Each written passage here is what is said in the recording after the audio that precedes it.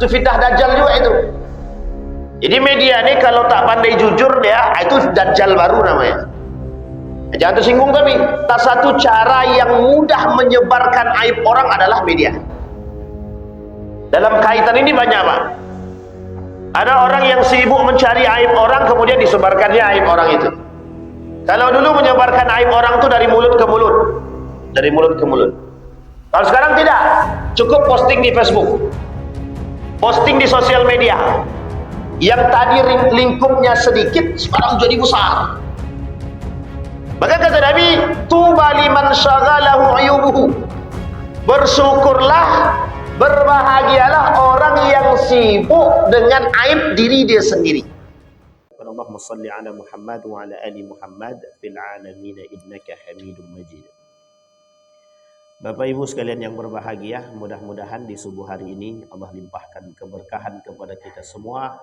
Allah sehatkan, Allah kuatkan husnul khatimah. Amin ya rabbal alamin. Tak lupa bermunajat kita kepada Allah. Yang pertama untuk kedua orang tua kita yang telah mendahului, Allah tempatkan di tempat terbaik di sisinya, Allah terima amal ibadahnya. Allah kumpulkan kelak bersama orang-orang yang soleh. Dan untuk orang tua kita yang masih hidup, sehat, kuat, husnul khatimah. Dan untuk keluarga kita, sakinah, mawaddah, warahmah, anak-anak yang selalu mendoakan. Allah anugerahkan anak-anak yang soleh dan solehah. Amin ya rabbal alamin. Baik, Bapak Ibu sekalian yang berbahagia, di subuh hari ini saya ingin menyampaikan, mungkin kalaulah ini sudah tersampaikan, jadi anggaplah ulang kaji, kata orang-orang zaman dulu. Tapi kalau belum, mudah-mudahan menambah pengetahuan bagi kita semua. Karena memang sebelum sempat nanya sama Pak Sadar, apa judulnya, kan begitu. Apa judul ketua? Ada dikasih tahu. Nah, kan itu susah-susah yang tak dikasih tahu. Baik Bapak Ibu. Di dalam satu hadis baginda Nabi Muhammad sallallahu alaihi wasallam, kata Nabi, sittatu asya'in tuhbitul a'mal. Ada 6 perkara yang merusak amal ibadah. Kata baginda Nabi Muhammad sallallahu alaihi wasallam, sittatu asya'in tuhbitul a'mal. Kata Nabi, ada 6 perkara yang bisa merusak amal ibadah seseorang. Yang merusak amal ibadah di sini, yang pertama, ada ibadah yang tidak diterima secara keseluruhan dari awal sampai akhir. Maksudnya itu bagaimana Ustaz? Dari awal sampai akhir. Misal umur 70, ibadah terus. Tapi karena satu perbuatan tadi, itu Allah tak terima semuanya. Itu ada.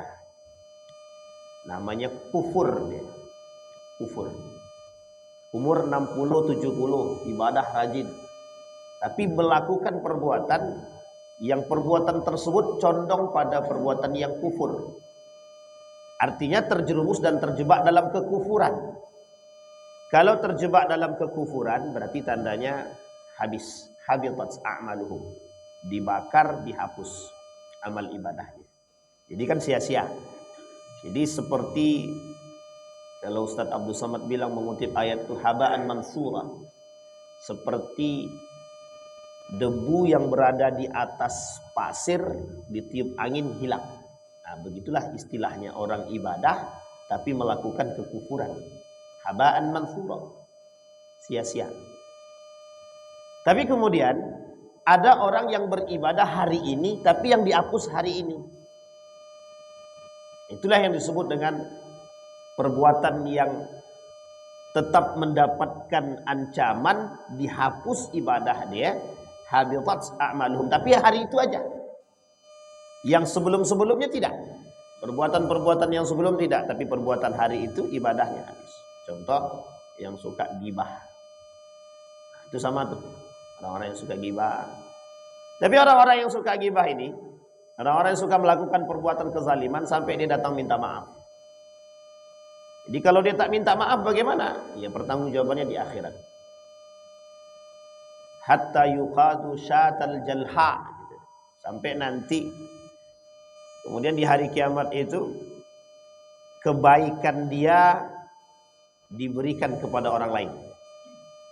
Fa in faniyat min hasanatuhu, kalau kebaikannya habis, fa ukhidat min sayyiatihi, diambil dari keburukan orang yang dia zalimi tadi, faturiha ilaihi, kemudian dibagikan kepada kita yang menzalimi. Istilahnya begitulah. Jadi jatuhnya muflis, bangkrut, orang-orang bangkrut. Nah, kata baginda Nabi Muhammad SAW, sittatu asya'in tuhbitul a'mal. 6 perkara merusak ibadah. Yang pertama kata baginda Nabi, al-istighalu bi'uyubil khalqi. Orang yang sibuk dengan aib orang lain. Ada Bapak Ibu yang sibuk dengan aib orang? Wah, banyak. Ini masalah nih. Kalau atu awak yang bercakap. Al-istighalu bi'uyubil khalqi. Orang yang sibuk, memang kerjaannya itu. Siapa orang yang punya kerjaan seperti ini? Ini jangan tersinggung ya Bapak Ibu ya. Di akhir zaman tuh ada namanya fitnah. Ada namanya fitnah Dajjal. Nah, fitnah Dajjal ini ada 2. Ada Masihid Dajjal, ada Dajjal itu sendiri. Kalau Masihid Dajjal itu kaitannya dengan hari kiamat. Masuknya 10 tanda kiamat besar. Tapi kalau cuma Dajjal saja yang disebut, itu fitnah Dajjal namanya. Ada namanya manusia yang menyerupai Dajjal. Kata Nabi dalam hadisnya itu, ada orang-orang yang nanti seperti Dajjal. Dajjaluna kadzabun, kata Nabi. Mereka Dajjal yang memiliki sifat seperti Dajjal. Apa sifat Dajjal itu? Dusta.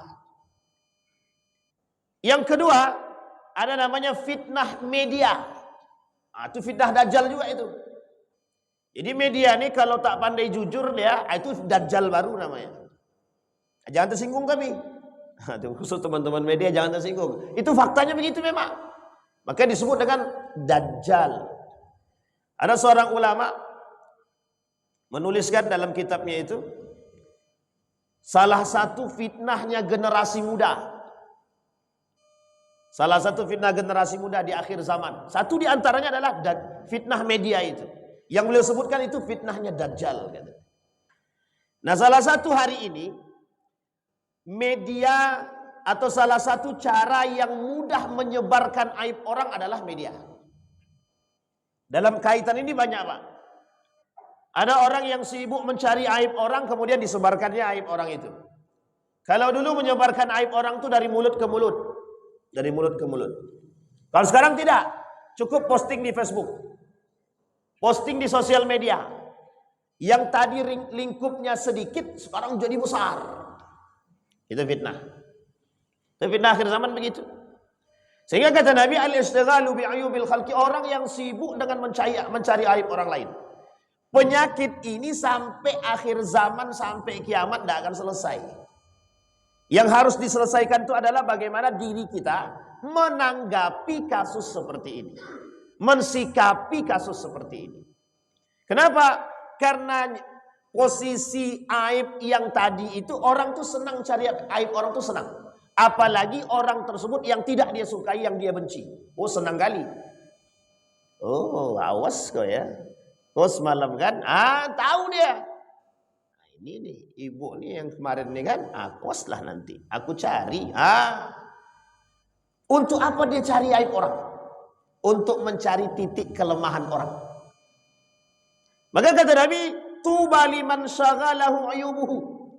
Bersyukurlah, berbahagialah orang yang sibuk dengan aib diri dia sendiri. Tapi poin ini harus digarisbawahi, Pak. Apa yang harus digarisbawahi? Yang harus digarisbawahi, hari ini orang sibuk dengan aib diri dia sendiri, tapi sibuk diposting. Nah, ini dia masalah kita sekarang. Orang sibuk dengan aib diri dia, tapi sibuk diposting. Rumah tangga dia berantakan, diposting. Aku sudah bercerai, suamiku tidak pernah mau bekerja. Coba bayangkan coba. Artinya dia buka aib. Aib siapa yang dia buka? Aib keluarga dia. Apa kata baginda Nabi Muhammad SAW? Kata Nabi, orang yang membuka aib keluarga dia terlaknat. masuk dalam kategori dosa besar. Orang yang suka menebar aib rumah tangga. Kau tahu tak, suami aku tuh tak mau kerja, dia malas dia. Itu haram tuh. Ibu-ibu yang bilang begitu dosa dia. Sampai dia minta maaf sama suaminya itu. Sama suami juga begitu. Kau tahu tak, istri aku tak pindah masak, tak pandai masak. Yang dimasak tuh kangkung, rupanya bukan kangkung, ubi. Masa nggak bisa perempuan membedakan mana kangkung mana ubi kan? Tapi kalau itu benar terjadi, menjadi aib bagi seorang istri yang disebarkan, berdosa suaminya. Makanya Bapak Ibu, istilah rumah tangga itu harus sangat-sangat sensitif. Yang boleh tahu rumah tangga Anda dengan suami dan Allah, cukup. Jadi seolah-olah orang tidak tahu, Pak. Tidak tahu apa yang terjadi dalam rumah tangga kita, tuh orang tidak tahu. Di dalam berantem, di luar baik. Harus begitu, harus. Nah sekarang, zaman sekarang ini, itu zaman yang sangat-sangat canggih. Apa canggihnya? Manusia hari ini tuh harus tidak normal. Kenapa harus tidak normal? Karena manusia hari ini dituntut untuk bisa menjadi manusia yang abnormal. Tidak normal. Contoh, Nabi bilang, jangan sebarkan aib rumah tangga. Dia bilang, sebarkan aja. Bahkan justru menggunakan media untuk menyebarkan. Kita ambil contoh kasus. Ada enggak pelaku yang suka menyebarkan aib begitu? Dipertontonkan. Kalau Bapak Ibu mau lihat, tontonlah di televisi. Itulah kerjaan hari ini. Semua yang ditampilkan tentang aib rumah tangga. Uniknya pelakunya mau. Senang dia, aku terkenal. Terkenal dalam keadaan mohon maaf aib yang tersebar tapi dosa. Inilah kasus sekarang Bapak Ibu. Makanya kenapa sekarang ini manusia sekarang itu pengen populer tapi dengan maksiat. Pengen populer dengan maksiat. Itu fitnah. Itu namanya fitnah akhir zaman. Kenapa harus begitu? Karena dengan cara begitu mudahnya Pak. Biar terkenal itu. Jadi sekarang ini begitu dia. Contoh, ada perempuan yang suka mengumbar aib. Bapak Ibu sekarang ini pokoknya kalau bisa yang bapak-bapak atau ibu-ibu pegang HP, cari aplikasi yang bisa kontrol. Kalau bisa jangan sampai video-video singkat orang-orang yang telanjang-telanjang itu masuk. Serius Pak. Ketika serius. Coba tanya sama teman-teman media ini. Kalau Bapak buka Facebook, buka TikTok, buka apapun lah. Mesti banyak perempuan yang jual diri. Mesti banyak perempuan yang jual diri. Tujuannya cuma piti Pak. Kalau dulu ada orang mohon maaf prostitusi dia. Jual diri dia sangat hina sekarang. Kalau sekarang bahagia orang Pak. Bahagia jual diri itu bahagia. Itu apakah itu bagian daripada aib? Aib Pak. Tapi mereka senang. Bahagia, populer. Coba bayangkan. Dibuatlah sesuatu yang isu-isu. Dia bercerai, suaminya selingkuh. Ini karena tidak populer. Tapi karena disampaikan jadi populer dia Pak. Jadi masyhur, terkenal. Pokoknya aku harus cerai dengan suami aku. Setelah terkenal, aku mau jadi istri kedua. Kan bayangkan tuh. Begitulah modelnya sekarang. Tapi Bapak Ibu mereka tidak memandang. Pakaiannya jilbab, suaminya baik. Tapi mereka tak pandang. Apakah itu salah dalam agama atau tidak? Seorang ulama menuliskan dengan judul artikelnya begini. Aib rumah tangga yang disebarkan. Bagian daripada dosa. Nah sekarang Bapak Ibu kita kembalikan kepada poin tadi. Al-ishtighal bi'uyubil khalqi. Sekarang pertanyaannya orang bukan sibuk mencari aib orang lagi. Tak perlu dicari, dia pun sudah mengumbarkan sendiri aibnya Pak. Sudah dia umbar sendiri. Jadi tidak perlu lagi kita ini sibuk mencari aib orang. Kalau pengen tahu aib orang udah cukup. Nanti lihat di media. Dia datang sendiri. Begitulah parahnya sekarang itu. Itu yang pertama, al-ishtighalu bi'uyubil khalqi. Dan ini bagian daripada fitnah. Nah, kalau bisa Bapak Ibu, aib rumah tangga itu cukup istri dan suami yang tahu, yang lain tak perlu tahu. Apalagi istilahnya sesuatu yang sangat sensitif dalam rumah tangga. Baik itu persoalan hubungan suami istri yang intim dan yang tidak intim, tidak perlu ada yang keluar rumah, tidak perlu Pak. Tolong dijaga, ini etika. Etika. Yang kedua, tadi al-ishtighal bi'uyubil khalqi. Sekarang yang kedua. Yang kedua, qillatul haya. Kata baginda Nabi Muhammad sallallahu alaihi wasallam, poin yang kedua, rasa malu yang sedikit. Sangat sedikit. Manusia sekarang ini kalau dibilang rasa malunya itu hilang. Kalau bahasa urat nadi ini putus, Pak. Urat malunya putus. Kalau Nabi cuma bilang qillatul haya, sedikit rasa malu. Kalau sedikit rasa malu masih ada apa tidak? Masih ada, Pak. Sekarang tidak punya rasa malu. Apa kata Nabi? La taqumus sa'ah, tidak akan terjadi hari kiamat sampai rasa malu itu idha'ah, hilang di antara umat mukmin, orang muslim itu. Kita tak bahas orang kafir ya. Kita bahas orang muslim. Tapi sebenarnya diperuntukkan untuk semua. Sama Pak, semua umat manusia tidak punya rasa malu. Contohnya tadi sederhananya, mengumbar aib tidak malu. Dulu kalau prostitusi itu kan sembunyi-sembunyi, doli contohnya. Itu sembunyi-sembunyi Pak, tempatnya satu. Sekarang Bapak Ibu tidak usah ragu. Dan Bapak-Bapak tidak usah ragu. Kalau mau cari prostitusi itu sekarang mudah, online. Namanya prostitusi online. Sekarang tidak perlu prostitusi online, banyak kok perempuan yang jual diri itu banyak. Jadi jangan salah kalau mohon maaf kalau ada perempuan berapa satu malam digitukan seorang laki-laki, ya karena memang dia yang menjual. Kita ambil contoh Pak, contoh.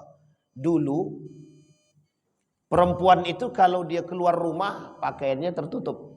Setidaknya mungkin yang terbuka cuma rambut, kepala. Zaman dulu. Orang-orang tua kita zaman dulu. Pakai celana pendek malu Pak. Malu. Celana pendek itu masih di bawah lutut saja mereka masih malu. Pakaian lengan yang pendek sebegini saja mereka malu keluar rumah. Kalau sekarang perhatikan. Bagaimana model perempuan sekarang keluar rumah? Kalau bisa nggak pakai baju deh Pak. Cuma kalau masih mau menjaga saja, baru pakai tank topan. Ketiak nampak, paha nampak. Sekarang saya tanya, itu tradisi mana? Westernisasi.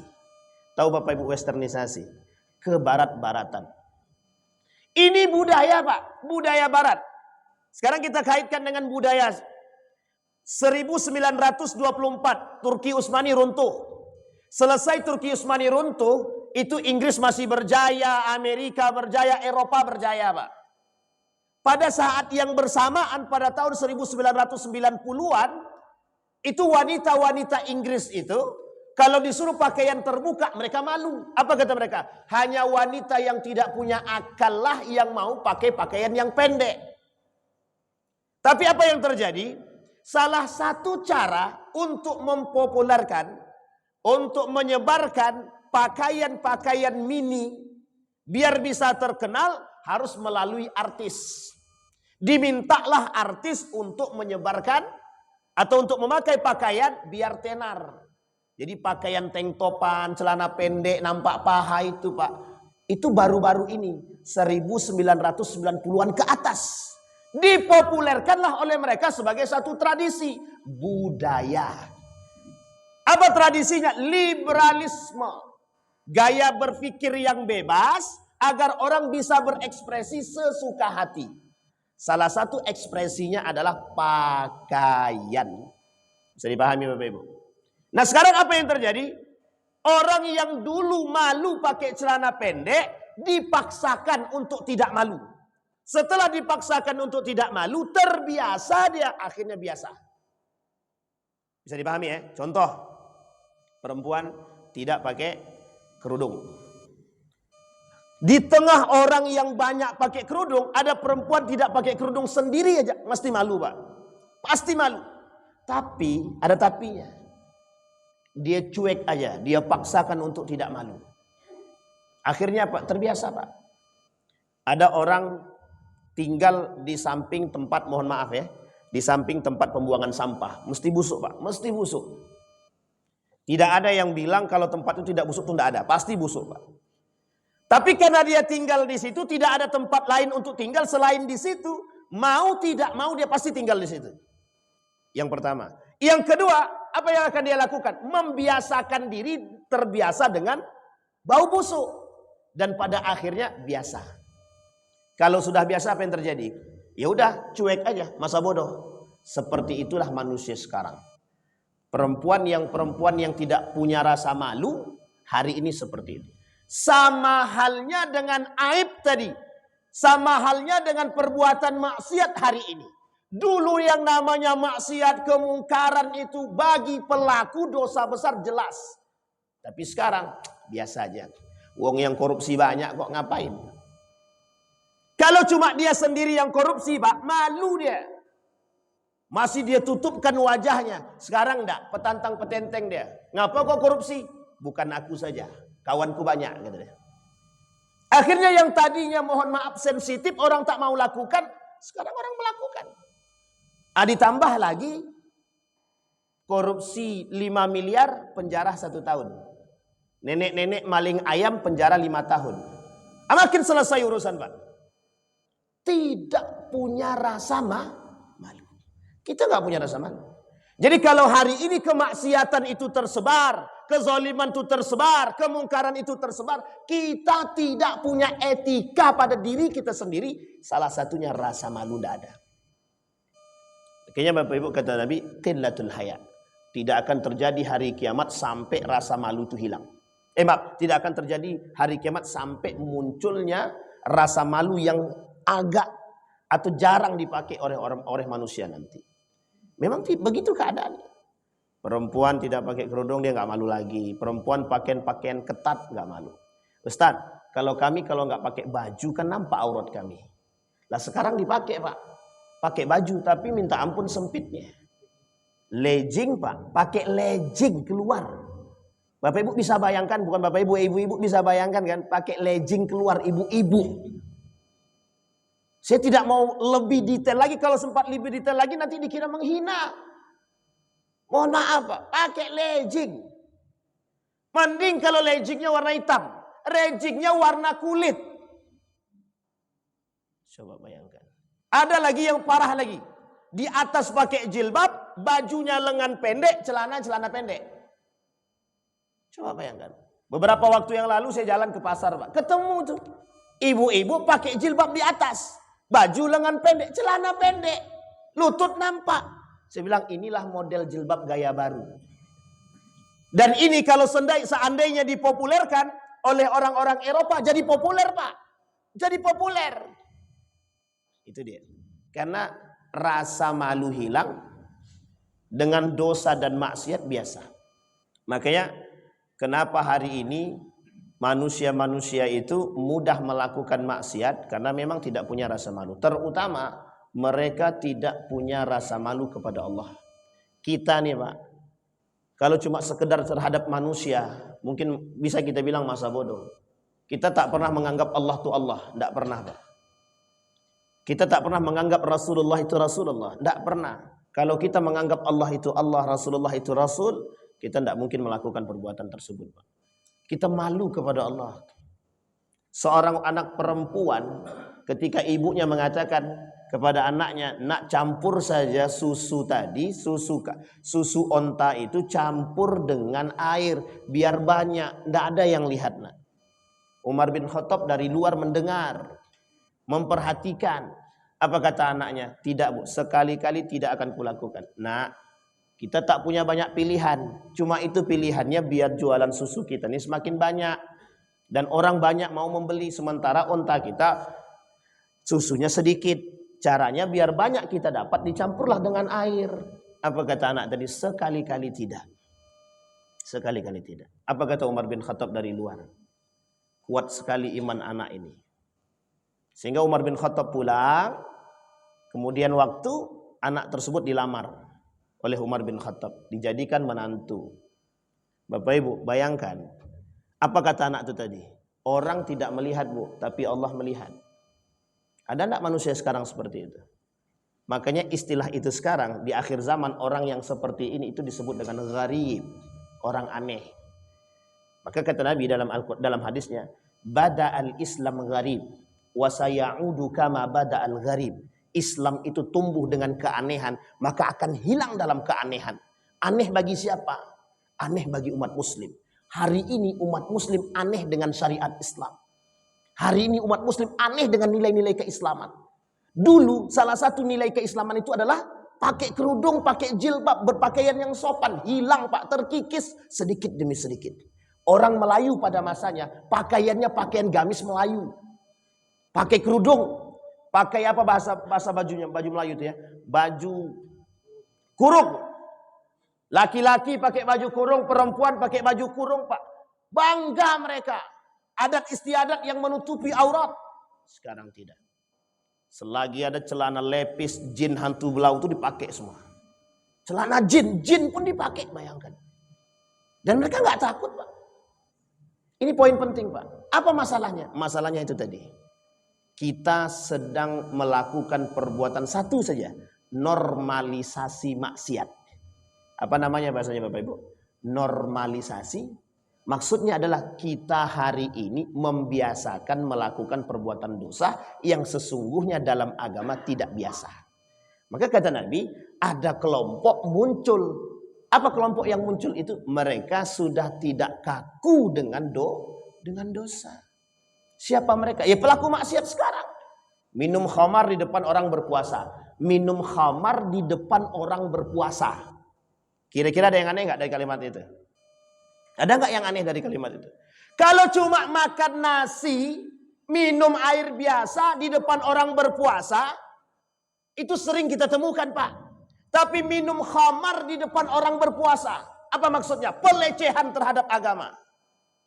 Pelecehan terhadap nilai agama. Bahkan ada artis yang mengatakan, hei Tuhan, mana Tuhan itu? Aku lihat, saksikan, aku sedang berzinah, kata dia. Tuhan yang ditantang Pak. Itu manusia sekarang. Perbedaannya kita, perbedaannya manusia sekarang dengan wanita tadi langsung menentang Tuhan. Kalau kita tidak, menentang secara diam. Kita tak berbicara, tapi kita terus melakukan kemaksiatan. Kita ambil contoh sederhana saja Pak. Bapak Ibu, ketika pilkada kemarin, pilkada, pilpres dan pilpil yang lain terserahlah ya. Itu ada bahasan begini. 100.000 ke bawah tidak suap. 100.000 ke atas baru suap. Sekarang saya tanya Bapak Ibu, dalam Islam 100.000 ke bawah yang tidak dikatakan suap itu dalam Islam suap enggak? Tetap suap. Itu apa? Normalisasi maksiat. 100.000 ke bawah tidak suap. Disebarkan, dipopulerkan. Ada salah satu calon anggota dewan, calon tapi legislatif. Dia bilang begini, Ustaz, dalam aturan itu 100.000 ke bawah itu enggak suap Ustaz. Jadi kalau mereka mau belikan makanan jilbab yang tak sampai harga 100.000 tidak ada masalah. Saya bilang, Anda termasuk salah satu yang mempopulerkan maksiat. Kalau Anda lakukan, saya menjadi saksi di hari kiamat. Anda yang merusak nilai-nilai agama. Diam dia Pak. Nah kita harus berlawanan dengan orang yang seperti ini. Kita diminta memaklumkan perbuatan dosa yang mereka buat. Coba bayangkan. Sama halnya dengan sekarang. Ustaz, tidak apa-apa mereka tidak pakai jilbab Ustaz. Nanti mereka jilbab sendiri itu. Jadi kita sekarang nih dituntut untuk berlemah lembut dengan pelaku maksiat. Udah Ustaz, tidak apa-apa Ustaz, dia main judi. Nanti dia sadar sendiri tuh. Nanti dia sadar sendiri. Kalau sedang main judi dia mati. Sedang main judi mati, kapan sadarnya? Ustaz tidak Tuhan Ustaz. Betul, kita tidak Tuhan. Tapi kita punya potensi yang besar untuk saling mengingatkan antara satu dengan yang lain. Apa kata Nabi? Yang hilang di akhir zaman nomor 2. Hilangnya simpati manusia dengan manusia sesama muslim. Itu yang terjadi sekarang.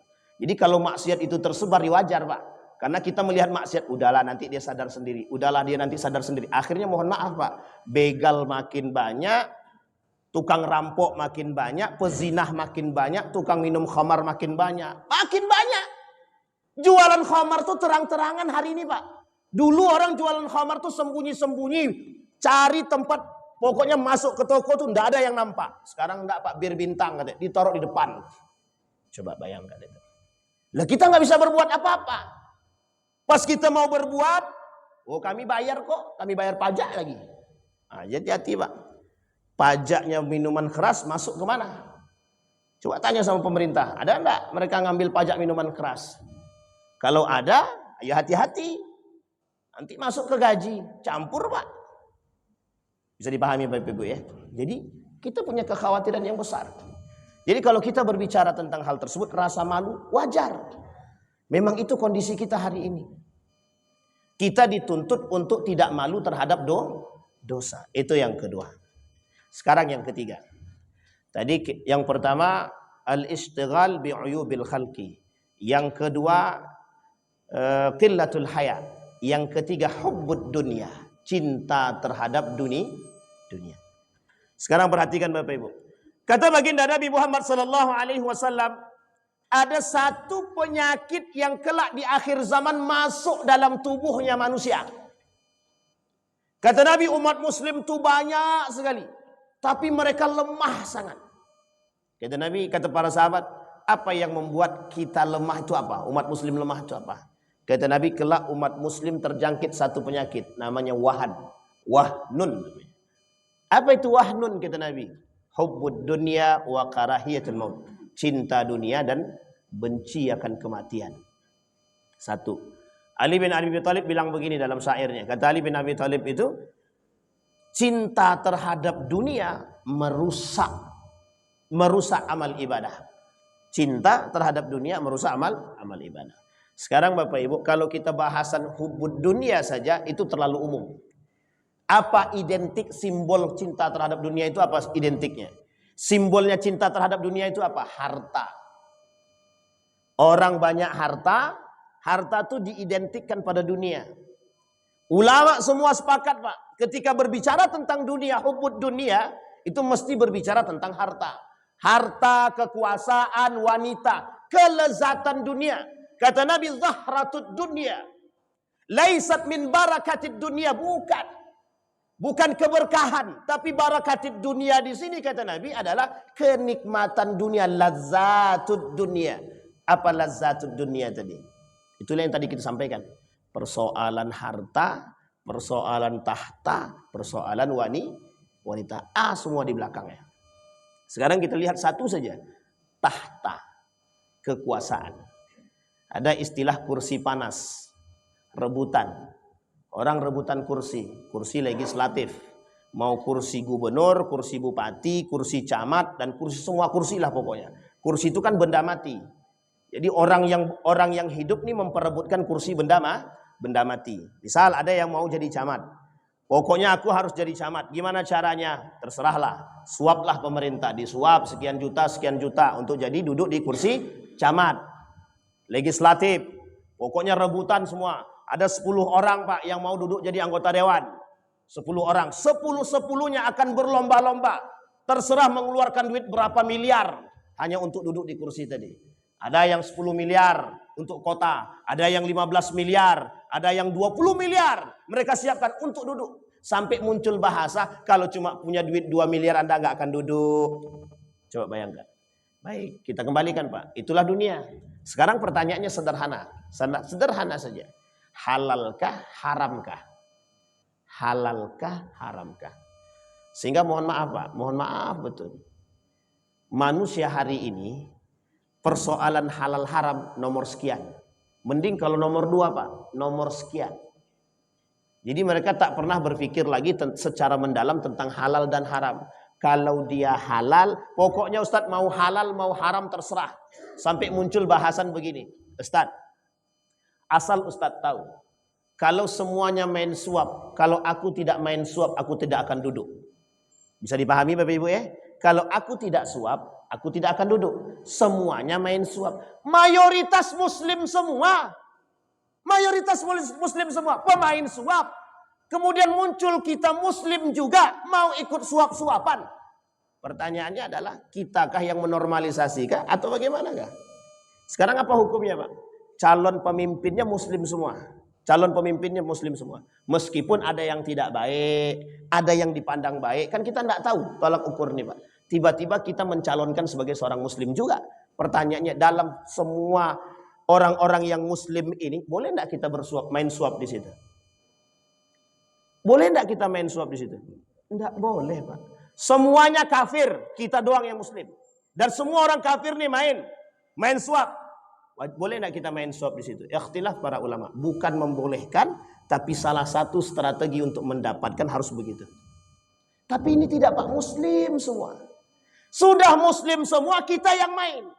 Apa yang kita hasilkan? Haram. Yang kedua, cara orang mendapatkan duit hari ini. Mereka tidak pikir Pak, yang penting kami punya duit Ustaz. Anak istri kami makan, mau halal nih mau haram tak urusan. Sekarang saya tanya Pak, seberapa pentingnya halal haram itu bagi kita umat mukmin ini? Saya tanya Bapak Ibu, seberapa pentingnya halal haram itu bagi kita? Seberapa penting Bu?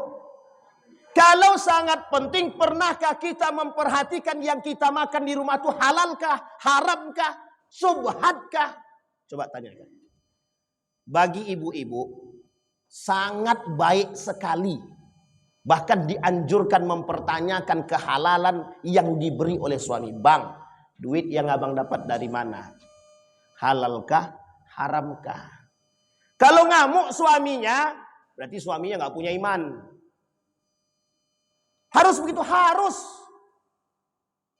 Karena sekarang ini kalau kita tidak berpikir tentang kehalalan, keharaman, ya mohon maaf Pak. Kalau doa kita nggak dijawab, ya wajar. Oh gimana mau dijawab orang yang dimakan haram semua? Jangankan semua Pak, satu yang haram saja kata Imam Al-Ghazali mempengaruhi 9 yang halal. Satu yang haram mempengaruhi 9 yang halal. Apa kata Nabi? Sayati 'alan nasi zamanun la yubali bima akhadha aminal halal aminal haram. Nanti akan datang satu masa kata baginda Nabi Muhammad sallallahu alaihi wasallam, manusia tidak lagi berpikir tentang halal dan haram. La yubali bima akhadha. Mereka tidak berpikir dengan yang mereka dapat itu dengan cara yang halalkah, dengan cara yang haramkah. Ada kitab khusus karangan Imam Al-Ghazali, judul kitabnya Halal Haram. Di dalam itu dibahas, pertama harta yang haram secara mutlak, yang kedua harta yang haram dengan cara pendapatan, mendapatkannya. Bayangkan Pak, sekarang kita lihat Pak. Bapak Ibu, ini saya kasih contoh, kasusnya baru 2 hari yang lalu. Apa contoh kasusnya? 2 hari yang lalu. Ada salah satu, kita ambil sebut aja, Indomaret. Ini nggak ada yang live kan? Oh ada, ya udahlah biarin aja lah. Indomaret. Di Indomaret tuh Pak, ada ketidaksesuaian harga. Yang di label, tidak semua ya, tapi salah satu di antaranya. Yang ditaruh di tempat itu harganya sekian. Yang di komputer itu berbeda. Sekarang saya tanya Bapak Ibu. Saya tanya sama Bapak Ibu. Halalkah haramkah? Halalkah haramkah? Sekarang saya tanya, siapa di antara Bapak Ibu yang pernah menegur pelakunya? Pernah nggak kita menegur? Kita kembali ke pasar. Di pasar kita lihat berapa banyak penipuan dalam timbangan di pasar.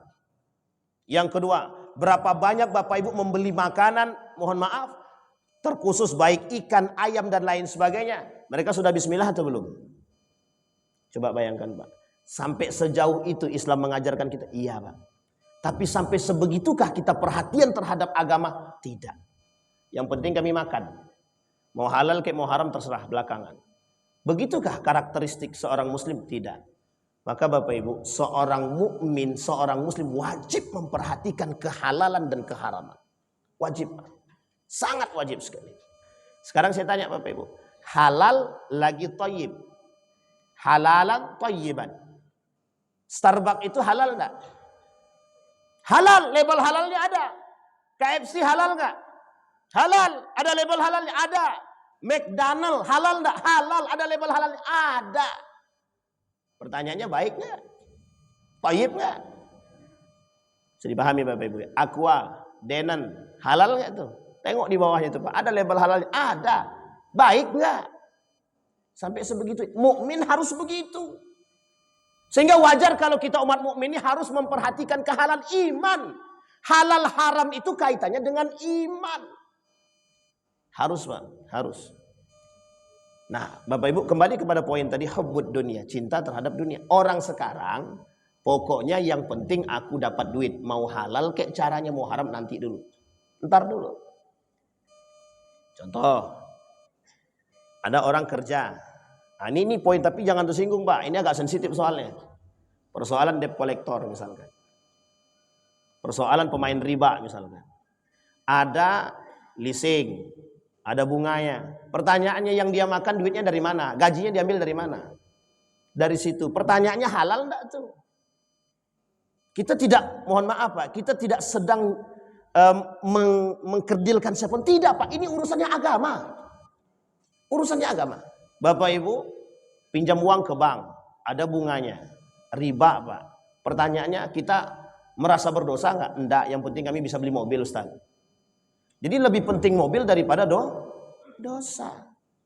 Begitulah lumrahnya sekarang dosa di tengah umat manusia gitu loh. Begitulah lumrahnya dosa di tengah kita semua. Bisa dipahami Bapak Ibu ya? Jadi Bapak Ibu sekalian yang berbahagia, begitulah kondisi kita sekarang dalam kondisi fitnah ini. Inilah yang disebut dengan dua hal kata Ibnu Qayyim Al-Jauziyah. Fitnah syahwat, fitnah syubhat. Kalau syubhat itu kaitannya dengan agama. Tapi hari ini kita berbicara tentang syahwat.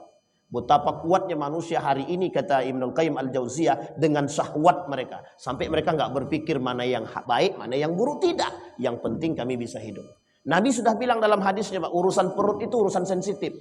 Kata Nabi, yang kelak menjadi Tuhan itu bukan lagi agama. Agama dinuhum wadinuhum adalah harta mereka kata Nabi. Kata Nabi dalam hadisnya begini. Tidak akan terjadi hari kiamat kata Nabi sampai kiblatuhum nisa'uhum. Kiblat itu, kiblat mereka bukan lagi tempat sholat, tapi kiblat mereka adalah perempuan. Ini kaitan yang tadi. Yang kedua, kata mereka, wa syarafuhum mata'uhum. Kemuliaan manusia di akhir zaman itu bukan lagi tentang iman, bukan, tapi harta gitu. Dan itu kata Imam Al-Ghazali sudah jelas banget. Imam Hasan Al-Basri, Ibnu Qayyim Al-Jauziyah, Ibnu Taimiyah sudah menjelaskan kepada kita betapa manusia di akhir zaman itu mulia itu bukan dengan iman, mulia itu dengan harta. Nah, maka Bapak Ibu kembali kepada poin tadi hubbud dunia. Orang sekarang berlomba-lomba cari dunia untuk hidup mulia. Pokoknya Ustadz kalau aku kaya pasti dihormati orang. Tapi masalahnya dihormati sebatas punya duit. Setelah dia miskin diinjak orang. Begitulah kacamata kita sekarang. Makanya kalau guru ngaji tidak dihormati harap maklum aja. Karena dia nggak punya harta. Kecuali guru ngaji yang kaya. Kenapa demikian? Karena begitulah cara pandang manusia hari ini. Orang yang tidak punya beriman, yang tidak punya iman, mulia dengan harta, bukan dengan iman. Dan itu tidak bermanfaat. Makanya Bapak Ibu kasusnya jelas. Seorang guru ngaji dilaporkan. Gara-gara mukul anaknya nggak bisa baca Quran. Tapi mohon maaf ketika kaitannya dengan akademik. Nah, kita ambil contoh sederhana hari ini Pak ya.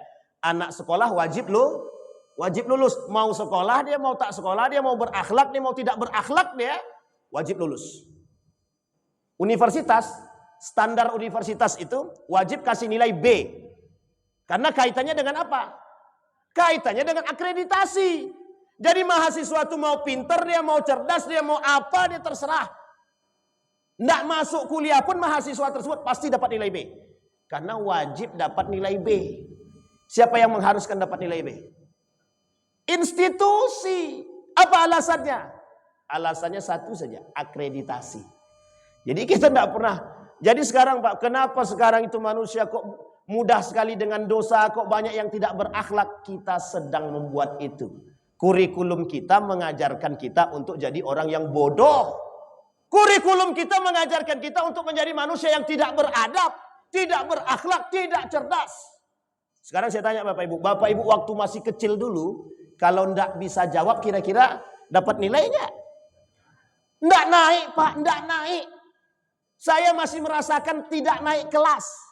Tapi bukan dulu, bukan waktu kecil. Ketika saya di pesantren, enggak naik kelasnya enggak naik. Justru yang membuat saya tidak naik kelas bukan karena nilai Pak. Karena dianggap, mohon maaf, dianggap ketika itu melawan guru. Setelah saya datang kepada wali kelas, bukan itu kata dia. Salah paham, miskomunikasi. Hanya karena miskomunikasi saya dapat dampak daripada perbuatan. Akhirnya saya harus menunggu 1 tahun. Bayangkan Pak. Bayangkan kita tidak punya akhlak, nggak naik. Bukan karena akademik saja. Tapi akhlak. Maka justru Pak, akhlak dan akademik itu harus imbang. Sekarang tidak. Lo harus cerdas. Dari mana kita harus cerdas? Ada caranya sekarang, mudah. Namanya cerdas instan. Pakai AI, Artificial Intelligence. Nggak perlu lagi. Nah, ini cerita nyata, Pak. Seorang dosen perempuan di salah satu universitas di Riau itu. Dikasih tugas sama mahasiswanya. Setelah dicek kok semua mahasiswanya jadi pinter. Ditanya satu-satu, pakai AI? Iya Bu. Pakai AI? Iya Bu. Satu kelas pakai AI semua. Nggak perlu belajar. Nah, sekarang pertanyaan kita adalah, kira-kira kita mau menghasilkan generasi yang seperti apa? Jadi apa kaitannya itu dengan cinta terhadap dunia? Sekarang semua bisa dihalalkan demi mendapatkan predikat. Halalkan semua, yang penting akreditasinya baik. B, bangga kita Pak, akreditasi universitasnya mantap. Plus, bangga kita, akhlaknya bobrok semua, biasa aja. Bayangkan, Bapak Ibu percaya atau tidak percaya, ada mahasiswa sekolah Islam tidak bisa baca Quran. Masih mending, tidak bisa baca Al-Fatihah. Tidak bisa baca Al-Fatihah. Kira-kira gimana tuh? Tidak bisa baca Al-Fatihah.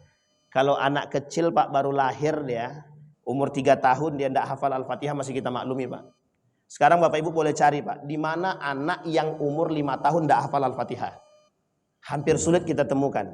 Pertanyaannya, kok bisa mahasiswa nggak hafal, bukan nggak hafal, nggak bisa baca Al-Fatihah. Pertanyaan kita muncul Pak, di mana letak salahnya? Bisa dipahami Pak ya? Inilah penyebab akar masalah kita sekarang, mengapa dosa itu normal, mengapa maksiat itu normal. Kan dulu mantan Menteri Pendidikan itu Nadiem, untung mantan ya, Nadiem Makarim itu sempat mau mengadakan, jadi kalau sempat ada perempuan laki-laki berzinah dia, suka dia, maka itu tidak zina. Yang dikatakan zina itu kalau diperkosa. Jadi kalau dia berhubungan badan suka itu tidak zina. Tapi itu tidak zina. Yang dikatakan zina itu kalau diperkosa. Nah, sekarang Bapak Ibu pikirkan baik-baik kalimat yang saya sampaikan tadi. Untungnya itu undang-undang langsung dibantah. Coba bayangkan Pak. Kalau sempat itu terjadi, udah normal itu Pak. Jadi kalau ada orang maksiat tengah jalan itu biasa. Yang penting kan suka sama suka. Coba bayangkan. Lah zaman dulu Pak, zaman Nabi dulu tahu Pak mana maksiat mana tidak itu. Sekarang nggak tahu mana maksiat itu Pak. Begitulah kondisi kita. Nah Bapak Ibu kembali kepada poin kita tadi. Yang pertama, istighal bi'uyubil khalqi. Yang kedua, qillatul haya. Yang ketiga, hubbud dunia, cinta terhadap dunia. Yang terakhir sebelum saya tutup. Dia ada 6 tapi kita ambil yang terakhir aja.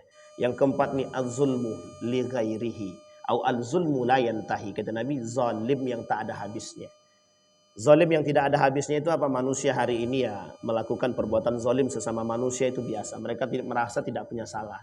Bapak ibu bapak yang menggibah siapapun itu zalim. Ibu bapak yang mencaci maki sesama muslim zalim. Ibu bapak yang mengambil hak orang zalim. Semua itu zalim. Tapi perhatikan baik-baik kalimat ini. Mengapa kita biasa dengan kezaliman? Karena kita tidak pernah menegur pelaku kezaliman. Tak pernah kita tegur. Contoh, ibu-ibu gibah. Bukan ditegur justru malah nimbrung. Itulah karakter sekarang. Oh bapak-bapaknya bagaimana? Dulu bapak-bapak tak mau gibah. Sekarang bapak-bapak lebih parah daripada ibu-ibu gibahnya. Na'udzubillah itu mana? Na'udzubillah. Itu zalim Pak. Ada zalim yang paling sederhana dilakukan oleh umat manusia hari ini. Mencaci maki orang lain lewat hati. Apa kata dia? Aku lebih pantas jadi imam daripada dia. Tak usahlah aku salat di situ lagi. Imamnya tak betul. Itu zalim. Kita telah menjelekkan orang lain itu zalim. Ini dah dilihat di dekat. Alah masuk ya oke lah. Dilihat di kode-kode dari tadi. Tak berhenti Ustaz. Begitulah tuh. Jadi begitulah Bapak Ibu sudah dikode dari tadi tapi tak berhenti. Ayo. Oke Bapak Ibu sekalian yang berbahagia. Jadi Bapak Ibu sekalian yang berbahagia, kembali kepada poin tadi. Yang terakhir, zalim. Bapak Ibu, kenapa persoalan zalim ini serius Bapak Ibu? Kita ambil contoh. Orang sekarang, kita terlalu sulit untuk mengucapkan dosa neraka terhadap umat muslim. Seolah-olah kita nih, pokoknya ibadahmu harus baik, sholatmu baik. Benar, itu penting Pak, sangat penting sekali. Tapi orang zaman dulu, Pak, orang zaman dulu ketika disebutkan dengan dosa, ketika dibuatkan, digambarkan api neraka, oh rasa takutnya timbul, Pak. Gara-gara itu tak ada lagi sekarang, tak disebutkan neraka, tak disebutkan lagi, tak berani, Pak. Kenapa begitu? Tak disebutkan dosa, tak. Akhirnya yang terjadi apa? Sudah biasa kita dengan perbuatan kezaliman tersebut. Buktinya pelaku-pelaku kezaliman itu, kita ambil contoh saja, contoh-contoh, ini contohnya. Yang 290 triliun itu, apa pernah dia merasa berdosa? Enggak pernah, Pak. Bangga aja dia senyum-senyum aja dia masuk penjara itu. Karena yang dikembalikan itu berapa triliun? Yang dikembalikan berapa triliun? Sisanya kemana? Ya nggak tahu, Pak, kemana? Sekarang saya tanya Bapak Ibu, bagaimana pertanggungjawaban dia di akhirat? Manusia hari ini dituntut dengan akal, bukan dengan iman. Tuntutan manusia sekarang akal. Allah, surga dan neraka itu iya kalau ada, kalau enggak ada? Iya kalau ada surga dan neraka, kalau enggak ada? Bisa dipahami Bapak Ibu maksud saya ini Bapak Ibu ya? Jadi cara menormalkan maksiat itu begitu. Dinalar dengan akal. Sehingga ketika tidak masuk dalam akalnya ya udahlah biarin aja lah. Toh bukan aku sendiri. Nanti kan masuk nerakanya barang-barang. Ya barang-barang kok pelakunya banyak. Tidak mungkin 290 triliun itu makan sendiri. Mesti makannya barang-barang kan. Nah sekarang pertanyaan siapa yang makan? Ya wallahu alam kita nggak tahu siapa yang makan. Artinya masuknya barang-barang. Nah jadi Nabi sudah isyaratkan dalam hadisnya begitu. Sebelum sikit lima ya. Dalam Nabi isyaratnya begini kata Nabi. Ada seorang pemuda menghidupkan api. Ketika istauqada nara, ketika pemuda tersebut menghidupkan api, ada binatang melata mendekat. Ketika binatang melata itu mendekat, nah pemuda tersebut ditariknya satu-satu. Kata pemuda tersebut pada binatang tadi, jangan kalian dekatin api. Ditarik Pak satu-satu sama pemuda tersebut. Kata Nabi, begitulah permisalan aku dengan umatku, kata Nabi. Permisalan Nabi dengan umatnya begitu. Aku kasih kalian jalan menuju surga, kalian pilih neraka, kata Nabi. Sudah aku tarik jangan ke neraka, kata Nabi, kalian ke neraka juga, kata Nabi. Sudah aku tarik kalian untuk jangan ke neraka, kalian tarik masuk juga ke neraka. Bayangkan tangan Nabi cuma dua. Nabi menarik sedikit demi sedikit. Sementara yang menuju neraka itu banyak. Sampai hari ini neraka jadi permainan. Oi, perhatikan, di sini panas loh, tapi panasnya nggak seberapa. Ini buktinya kami masih bisa hidup. Dimain Pak, jadi mainan. Neraka jadi mainan. Artinya mereka mengatakan menormalisasikan neraka. Nggak usah takut dengan neraka. Akhirnya apa yang terjadi hari ini? Nggak ada yang takut dengan neraka, Pak. Bapak Ibu, dampak dari perbuatan kezaliman terhadap manusia kalau tidak bisa diselesaikan di dunia, maka semua kebaikan-kebaikan yang dia lakukan akan diberikan kepada orang yang dizalimi. Dan kalau habis kebaikannya yang tadi kita sampaikan di awal, fa in faniyat min hasanatihi, kalau habis kebaikannya, fa ukhidat min sayyiatihi faturiha ilaih. Kebaikan keburukan orang yang kita zalimi, diberikan kepada orang yang menzolimi. Inilah istilah dalam hadis disebut dengan muflis, bangkrut. Cuma kita tidak mau tahu dengan begitu. Nah Bapak Ibu sekalian yang berbahagia, inilah yang disebut oleh Nabi sittatu asya'in tuhbitul a'mal. Dan perbuatan yang kita lakukan yang 4 tadi yang kita sampaikan tadi, kalau kita melakukan itu memang tidak menghapus secara keseluruhan. Kalau dia gibah sampai dia minta maaf. Ibu-ibu yang pernah gibah orang lain, bapak-bapak yang pernah menzolimi siapapun, selesaikan di dunia. Urusan manusia harus diselesaikan di dunia. Urusan di akhirat diselesaikan di akhirat. Kalau tak selesai di dunia, baru diuruskan di akhirat. Caranya menyelesaikan bagaimana? Kayak tadi Pak. Masyhur hadisnya, sahih hadisnya. Banyak hadisnya berbicara dengan demikian. Kalau tak selesai di dunia, cara menyelesaikannya di akhirat. Bagaimana caranya? Diambil kebaikannya, diberikan kepada orang yang dizolimi. Kalau habis kebaikan yang menzolimi tadi, keburukan orang yang dizolimi diberikan kepada orang yang menzolimi. Mohon maaf, terbalik. Kebaikan orang yang menzolimi diberikan kepada orang yang dizolimi. Kalau habis keburukan orang yang dizolimi diberikan kepada orang yang menzolimi. Istilah cerita bangkrut dia. Nah, jadi Bapak Ibu sekalian yang berbahagia, saya hanya berharap kepada kita semua, jadilah orang yang tidak menormalisasikan kemaksiatan. Jadilah orang yang bisa memberikan benteng kepada siapapun. Dan terakhir sebelum saya tutup Bapak Ibu, nasihat itu dalam agama itu nasihat. Untuk siapa? Untuk semuanya Pak. Jadi kita nih wajib menasehati siapapun yang melakukan kezaliman, kemaksiatan, dosa. Wajib. Wajib. Kalau kita tidak lakukan, kita dosa. Bisa dipahami Bapak Ibu? Timbulkan perhatian kita sesama muslim, karena sudah saatnya kita soleh bersama, bukan soleh sendiri-sendiri. Mudah-mudahan ada manfaat bagi kita semua. Mudah-mudahan bisa menambah keimanan kita, mudah-mudahan bisa menambah perhatian kita, istiqamahnya kita, dan mudah-mudahan kita husnul khatimah. Amin ya rabbal alamin. Fa'tabiru ya ulil absar la'allakum tuflihun. Assalamualaikum warahmatullahi wabarakatuh.